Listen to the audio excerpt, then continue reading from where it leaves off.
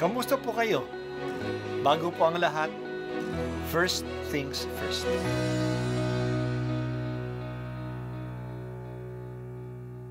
Good morning po. Sinisimulan po natin ngayon ang first things first. At dito po, tinatalakay natin sa unang bahagi ng umaga natin ay ang first readings na binabasa po sa banal na misa. Ito pong tinatalakay natin kasi madalas po kasi marami na tayong alam tungkol sa gospel readings. Pero konti po ang nagsasalita sa first readings. Pero ang first readings, bahagi din po yan ng Biblia, ng banal na kasulatan. Kaya susubaybayan po natin ang mga first readings, basahin po natin at kuminsan kailangan ng basahin ng 2 o 3 beses bago maintindihan kasi hindi po tayo familiar sa mga istorya at sa mga kaisipan na tinatalakay dito. Ang pagbasa mula sa sulat sa mga Hebreo. Mga kapatid, ang paglilingkod na ipinagkaloob kay Jesus ay higit na dakila kaysa ipinagkaloob sa kanila. Yamang siya'y tagapamagitan ng isang tipang higit na mabuti, sapagkat nasasalig ito sa lalong mahahalagang bagay na ipinangako. Kung walang kakulangan ang unang tipan, hindi na sana nangailangan ng pangalawa, ngunit nakita ng Diyos ang pagkakulang ng kaniyang bayan. Kaya't sinabi niya, "Darating ang araw na ako'y makikipagtipan ng panibago sa bayang Israel at sa angkan ng Huda, hindi tulad ng pakikipagtipan ko sa kanilang mga ninuno.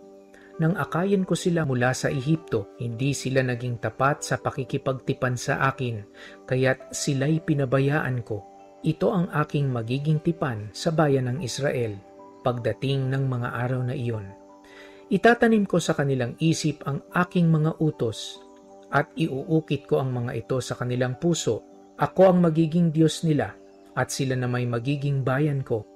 Hindi na kakailanganing ituro ni numan sa kanyang kababayan o sasabihin sa kanyang kapatid, kilalanin mo ang Panginoon, sapagkat ako'y kikilalanin nilang lahat, mula sa pinakaaba hanggang sa pinakadakila, sapagkat ipapatawad ko sa kanila ang kanilang mga kasalanan, at lilimutin ko na ang kanilang kasamaan." Nang sabihin ng Diyos ang tungkol sa bagong tipan, pinawalan niya ng bisa ang una, at anumang nawawalan ng bisa at naluluma ay malapit nang mawala. Ang salita ng Diyos. Salamat sa Diyos.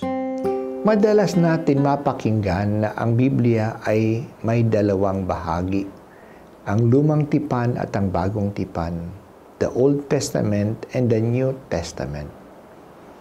Nasa lumang tipan na ang plano ng Diyos na gagawa ng bagong tipan. Sinabi niya ito kay Propeta Jeremias ng mga 600 years bago dumating si Jesus.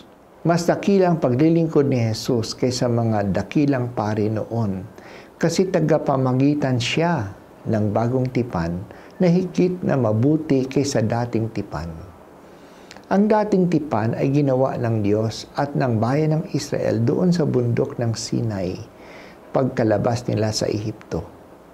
Ito'y nakasulat sa bato at pinatutuhanan ng dugo ng mga hayop.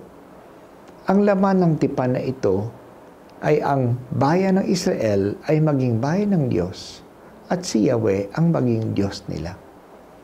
Aalagaan ng Diyos ang kanyang bayang Israel at susunod naman ang mga tao sa batas ng Diyos na ibinigay niya sa pamamagitan ni Moises.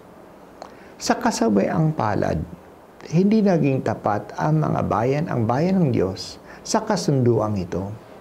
Hindi nila sinunod ang Diyos, ang batas ni Moises.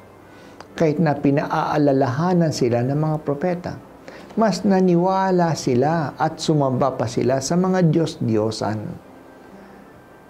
Iba ang bagong tipan.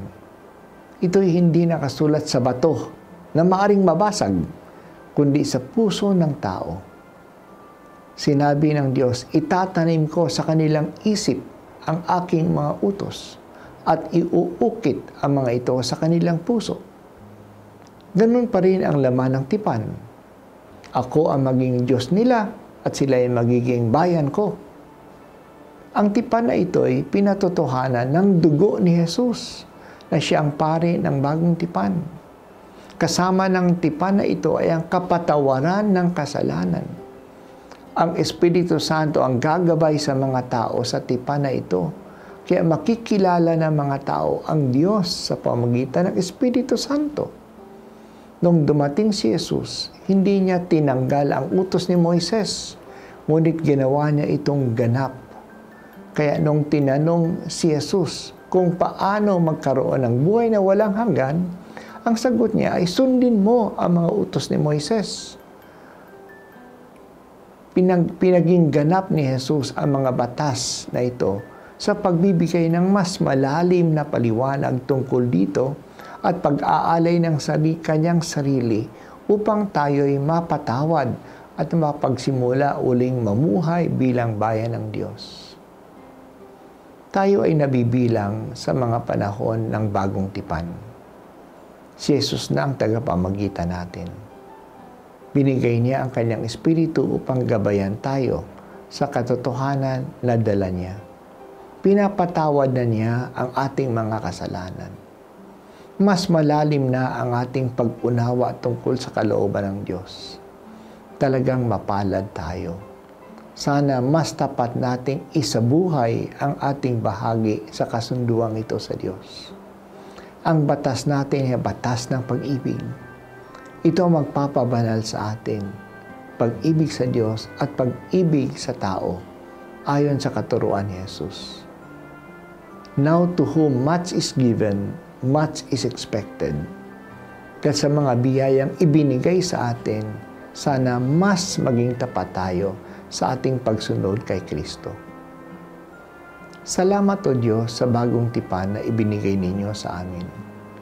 Hinihiling namin na mapahalagahan sana namin ang benefisyong ito at tunay naming maisabuhay ang batas ng pag-ibig na siyang bagong batas ng bagong tipan.